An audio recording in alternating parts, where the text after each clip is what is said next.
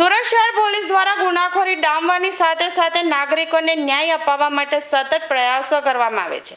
અંતર્ગત Ichchhapur police station દ્વારા 13 તુજકો અર્પણ કાર્યક્રમનું આયોજન કરવામાં આવ્યું હતું, જેમાં છેતરપિંડી, લૂંટ અને ચોરી જેવા ગુનાઓમાં આરોપીઓ પાસેથી જપ્ત કરેલો મુદ્દામાલ મૂળ માલિકોને પરત કરવામાં આવ્યો હતો. ઉપરાંત પોલીસ દ્વારા લોકોના પડી ગયેલા 9 મોબાઈલ ફોન પણ શોધી કાઢી મૂળ માલિકોને પરત સોંપ્યા હતા. પોલીસ દ્વારા યોજાયેલા કાર્યક્રમમાં 2.20 લાખ રોકડા રૂપિયા, 90,000ની કિંમતના 9 મોબાઈલ ફોન, 2.60 લાખની કિંમતના ટ્રેલર અને બાઇક, આ ઉપરાંત 1.79 લાખના સોનાના દાગીના અને 30,000ની કિંમતની 5 નંગ બેટરીઓ મૂળ માલિકોને પરત કરી હતી. પોલીસ દ્વારા યોજાયેલા કાર્યક્રમમાં લોકોને પોતાની વસ્તુઓ પરત મળી રહેતા લોકોના ચહેરા પર ખુશી જોવા મળી હતી. લોકોએ પોલીસની કામગીરીને બિરદાવી હતી.